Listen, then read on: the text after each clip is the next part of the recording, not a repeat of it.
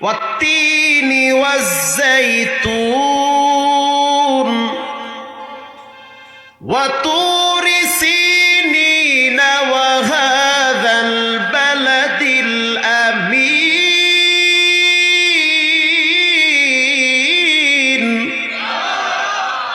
আল্লাহ রাব্বুল আলামিন বলেন তিন ফলের কসম।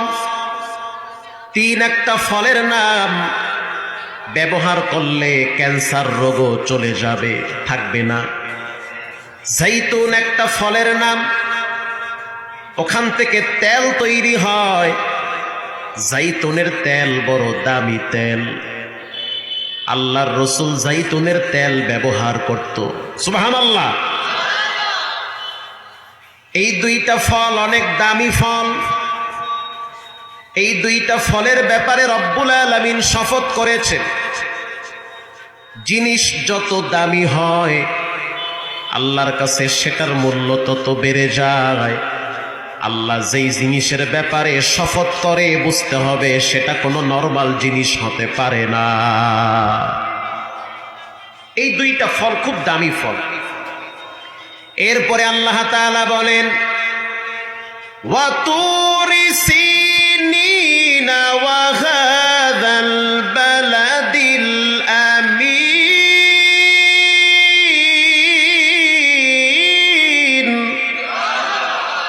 গর্ব সূরা আদমি ইনসা বুদে আহমদ বু জাহালো হামনে কে সাবুদে। পৃথিবীর ভিতরে কে কালো কে পরিষ্কার এগুলোর কোনো ভেদাভেদ আল্লাহর কাছে নাই, বরং যার দিলটা যত ভালো আল্লাহর কাছে সে তত ভালো। সুবহানাল্লাহ, সে তত ভালো। আল্লাহ তাআলা বলেন তুর পাহাড়ের কসম। তুর একটা পাহাড়ের নাম, সিনাই তুর। যেই পাহাড়ে দাঁড়াইয়া একজন নবী বিনা পর্দায় কথা বলেছেন তিনি হলো পয়গম্বর মুসা আলাইহিস সালাম।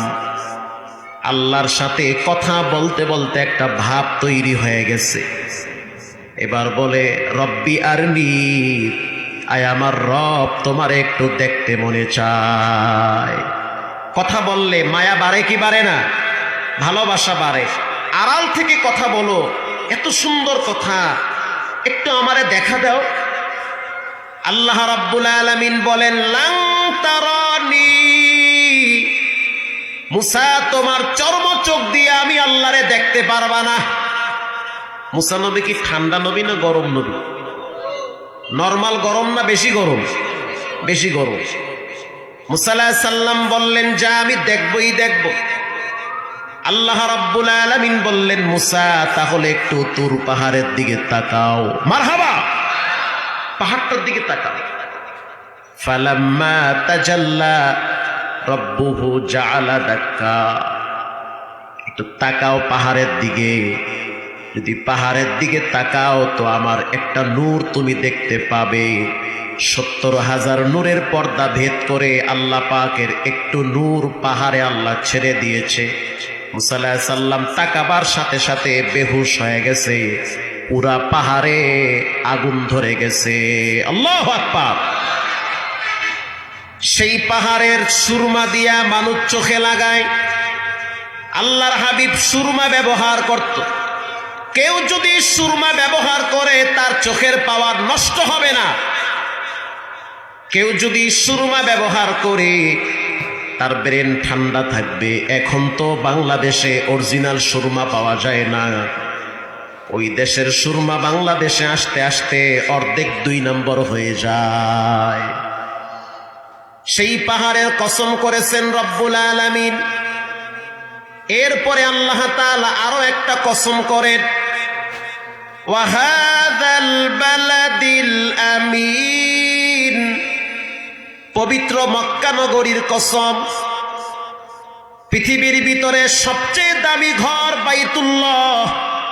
যেই ঘরের দিকে তাকাইলো সওয়াব হয়। যেই ঘরে যদি একবার কেউ যায় তার পিছনের সব গুনাহ মাফ করে দেয় কে? বাইতুল্লাহ। আল্লাহ কোরআনে বাইতুল্লাহর ব্যাপারে বলেন ইন্না আউওয়ালা বাইতিন